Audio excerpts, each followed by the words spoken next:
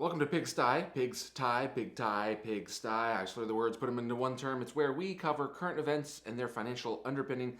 Today we're going to discuss the capital gains tax, get you a little primer on what's all going on there. Obviously that's in the news because President Biden has proposed an increase in the capital gains tax, but it's a very specific increase. We're going to cover that a little bit, but we're also going to cover capital gains tax in general, frankly. Just a primer, a refresher that all of us need from time to time. So that's what we're going to do today on Pigsty. All right, the capital gains tax is that tax levied against the capital assets that you own when you realize the profits and or losses that occur within. So income tax is to your salary what capital gains tax is to your investments, right? Those are the two sides of the formula that get you kind of coming and going. But it's an important tax because not everybody earns the majority of their incomes from their salaries. Actually, some people earn the majority of their incomes from their investments. And so if we didn't tax it, they'd get off tax-free. That's not good for anybody. So that's what capital gains tax does. Okay, rule number one. Rule number one is you only get assessed your tax when the assets are realized. That means you buy something, it goes up and down and up and down and up and down in value, or maybe it just goes up, or maybe it just goes down, okay? But you don't realize the losses and profits on a year-end basis. You realize them when they actually get sold. And so these taxes are assessed on the sale of the good. In addition, capital gains tax only kicks in after a year in most cases. We're going to cover two exemptions to that rule in a few minutes. But you have to hold the asset a year before capital gains tax kicks in. What does that mean? Oh, I get no taxes between that? No, that means if you sell an asset before the end of the year, what ends up happening is actually that will go to income and it'll be taxed as if it was just like a salary, right? So you have to hold an asset over a year and then it kicks in with capital gains tax rules.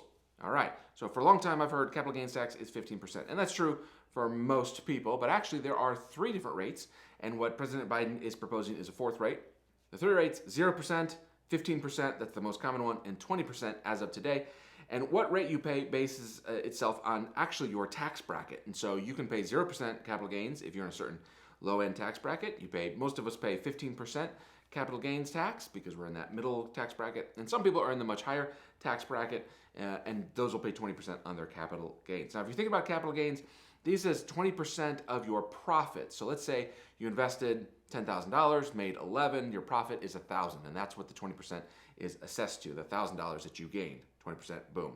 So in a sense, what this does is it skims off a portion of everybody's profit from their investments and pays taxes upon them.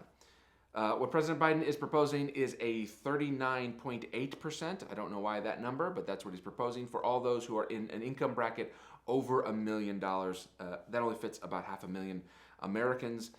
But that's essentially what he's proposing is 20% is the highest today. He's proposing the highest be 39.8% for those in a tax bracket above those who make the 20%.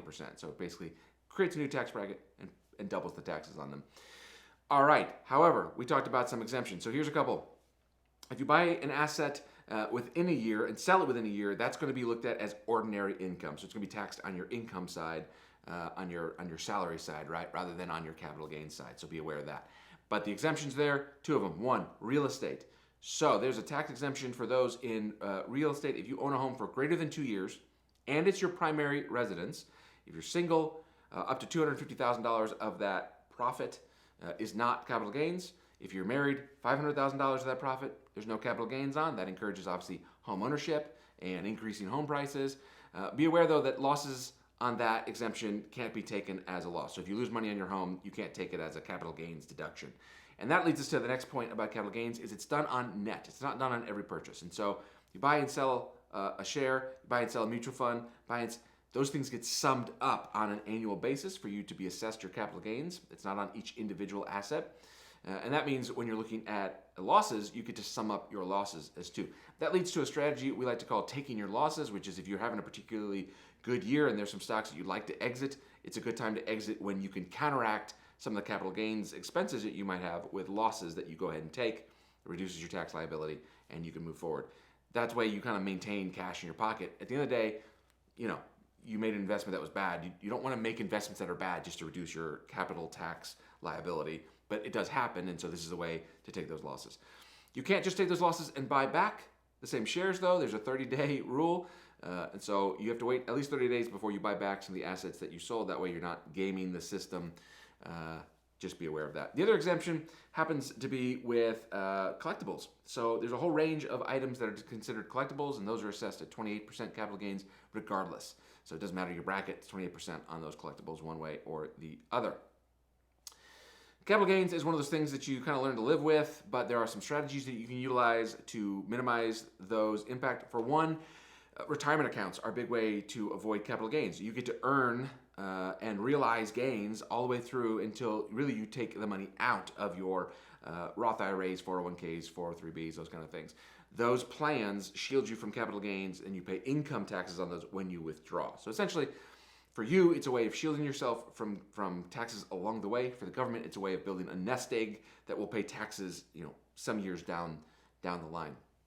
The other way is to avoid the buying and selling of shares, or really the selling of your portfolio, until your income dips. And so let's say you're out of a job and your income's going to drop. You're going to be in a lower tax bracket. That's a great time to sell some assets because you may be in a lower tax bracket. Your capital gains may actually be reduced. So there's just some things to think about as ways of minimizing capital gains taxes. We come back to Biden's plan. The goal is to create a new tax bracket of $1 million or greater, and those would have a 39.8% capital gains tax. It basically means that if they earn 10% on an asset, 40% of 10% is 4%. So they're losing essentially 40% of any gains they have to taxes when they realize those gains and losses. The way to avoid that is to drop their tax brackets down, which, of course, if you have $1 million in assets, you probably have access to great tax advisors who are teaching you ways to minimize your capital gains taxes along the way. So whether or not it will raise the money that they think it will, my guess is it won't, because those who have that much money have professionals helping them manage the money. But nevertheless, that's what he's proposing.